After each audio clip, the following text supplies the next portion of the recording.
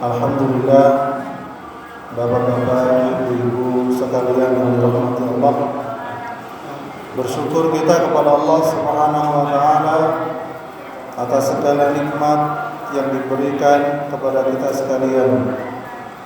Terutama nikmat kita bisa menjalankan ibadah di bulan Ramadan ini.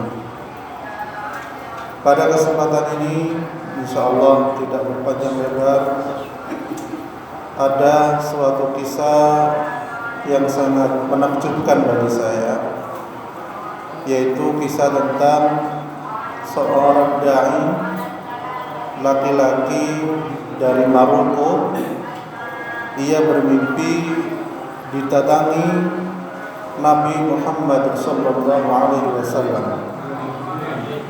dan Nabi berkata, "Wahai fulan, pergi temui si fulan bin fulan ya, dan kabarkan padanya bahwa ia adalah penduduk surga."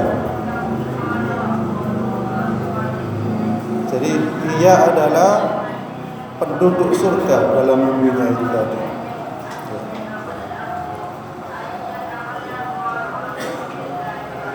Dan kejadian itu bukan kejadian zaman dahulu kala, tapi era zaman sekarang kita ini. Tidak hanya malam itu saja, malam kedua dia dimimpikan yang sama, bahwa dia disuruh menemui fulan bin fulan.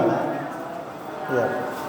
Sampai kejadian ini dalam mimpi yang ketiga, yaitu bertemu dengan Rasulullah dalam mimpinya dan disuruh menemui fulan bin fulan, sampaikan bahwasanya dia penduduk surga. Ya. Akhirnya setelah mimpi yang ketiga kali, dia bergegas mengumpulkan perbekalan, mengumpulkan uang maksudnya, dan menujulah dia ke Mekah untuk melaksanakan umrah. Kemudian ia menelpon orang-orang yang dikenalnya dari para dai dan orang-orang yang saleh di Mekah, dan menanyakan tentang fulan bin fulan yang dalam mimpinya tadi. Akhirnya mereka mencarinya dan terus mencarinya. Jadi bukan perkara yang mudah mencarinya ini ternyata. Dan mereka menemukan bahwa orang yang mereka cari ada di daerah yang cukup kuno, bukan daerah modern, daerah yang cukup kuno. Mereka masuk ke daerah tersebut menanyakan tentang keberadaan laki-laki dalam mimpinya tersebut. Penduduk daerah itu melihat orang-orang yang mencari orang yang dimaksud adalah orang-orang yang soleh dari penampilan mereka. Ya. Jadi dikira yang dicari itu orangnya penampilannya soleh, bagus dan lain sebagainya. Ya. Ternyata mencari fulan bin fulan, ya, ditanyakan oleh penduduk itu, apa yang kalian inginkan darinya? Ia tidak pantas untuk kalian. Jadi ya, karena yang mencari para ulama besar, orang-orang dai yang soleh, menanyakan orang yang biasa, ya, yang dalam mimpi tersebut, apa yang kalian inginkan? Gak untung, boleh yang ikut, bagaimana gitu ya. Ya. Akhirnya, ya, dia datangi, ya, kami ingin bertemu dengannya. Ya. Meskipun menuju kepada orang yang dimaksud adalah penuh dengan perjuangan, ya. Dari penampilannya biasa, ya, dan lain sebagainya. Dan setelah ketemu, ya, ternyata laki-laki itu bertanya, ya, ya benar, aku olah orangnya yang kalian mau. Ya.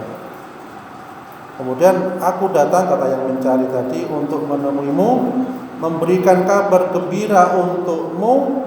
Aku bermimpi melihat Nabi SAW 3 malam berturut-turut, ya, dan aku bersumpah demi Allah bahwa aku tidak berdusta padamu walaupun sehuruf.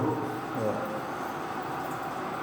Nabi bersabda, temui laki-laki dia dan beri kabar gembira bahwa dia adalah penduduk surga. Ya. Itu dikatakan kepada laki-laki tersebut dengan meletakkan tangannya di atas kepalanya, ya, yang ketika itu jatuh terduduk ke tanah. Ia berkata, kaget. Jadi tangannya diletakkan kepada orang itu tadi. Aku bermimpi bahwa engkau penduduk surga. Kaget orang yang biasa tadi sampai tertutup. Ya. Kemudian saya mengatakan, kamu berbohong. Ya. Dia bilang, demi Allah aku tidak berdusta padamu. Ya. Baru saja aku selesaikan umroh. Demi Allah tidak mungkin aku berdusta padamu. Dan bila aku, ya, ia duduk sambil menangis, ya. Lalu laki-laki Maroko itu berkata, ayo kita pergi ke Masjid Haram. Ya. Kemudian laki-laki itu bertanya, demi Allah aku bertanya padamu, apa yang kau berbuat? Amalan apa yang kau lakukan? Ya. Aku ini demi Allah adalah orang yang paling buruk dan paling rusak di daerah ini. Dia mengatakan seperti itu. Jadi ketika ditanya apa, kamu kok bisa disebut penduduk surga? Dia mengatakan, aku adalah penduduk yang paling buruk dan rusak di daerah ini. Demi Allah, aku adalah orang yang paling jahat di daerah ini. Bahkan mungkin di seluruh negeri. Salatku lambat-lambat. Masjidil Haram di dekatku. Namun aku entah sudah berapa tahun lamanya tidak pergi ke sana. Coba kau pikir-pikir kembali, coba kau ingat-ingat lagi, mungkin ada amalan ibadah apa yang kamu punya. Itu ditanya lagi. Ya. Akhirnya dia mengingat kembali dengan lama, seakan-akan dia nggak punya amalan baik. Ya. Akhirnya dia ingat amalan kecil yang menurutnya dia. Ya. Jadi waktu itu tetangganya wafat. Tetangganya ini laki-laki yang wafat, sehingga dia meninggalkan seorang istri dan anak. Yang otomatis anak ini adalah anak yatim. Ya. Jadi sejak wafatnya tetangganya yang yatim itu, dengan waktu itu dia memberikan azam, memberikan janji bahwasanya dia akan memberikan separuh gajinya untuk anak yatim itu. Ya. Jadi dia memberikan gajinya separuh anak yatim itu ketika bapaknya dari anak yatim itu meninggal dunia. Itulah yang ternyata menjadikan dia dalam mimpi Nabi disebut ahli surga. Ya. Jadi bapak-bapak sekalian rahmati Allah, ternyata bisa dikatakan sederhana untuk menjadi ahli surga, tapi hal semacam ini bisa jadi menjadi kesempatan yang langka. Karena apa? Orang yang mau berkorban separuh gajinya untuk anak yatim itu adalah barang yang langka. Yang mungkin yang sering kita temui adalah setiap bulan surau, ya, santunan anak yatim. Seakan-akan mereka hidup setahun sekali, ya, kan begitu. Dan ini merupakan ibrah atau pelajaran bagi kita sekalian, ya. Sampai Nabi mengatakan bahwasanya orang yang menyantuni atau ngopeni anak yatim itu, ya, Nabi mengatakan bersamaku di surga kayak ibarat jari. Ya. Oleh karena itu, semoga kita sekalian diberikan kemampuan oleh Allah untuk selalu menyantuni anak-anak yatim. Ya. Pada dewasa ini mungkin senang kita ibadah haji, ibadah umroh yang mungkin banyak oleh travel didengung-dengungkan, mungkin banyak para travel menawarkan. Nah, itu bagus. Memang sarana untuk mendekatkan diri kepada Allah. Apalagi haji kita itu sangat lama sekali jaraknya ketika mau berangkat. Tapi jangan lupa, ternyata surga itu tidak hanya berada pada haji dan umroh, tapi ternyata apa? Menyantuni anak yatim, memberikan kebutuhannya, menjadikan mereka bahagia. Ternyata masya Allah, insya Allah lebih cepat masuknya ke dalam surganya Allah Subhanahu Wa Taala.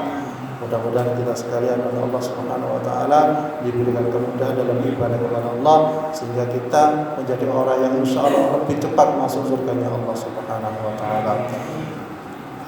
Insya Allah itu yang bisa saya sampaikan. Subhanakallahumma wa bihamdik, asyhadu an la ilaha illa anta, astaghfiruka wa atubu ilaik. Assalamualaikum warahmatullahi wabarakatuh.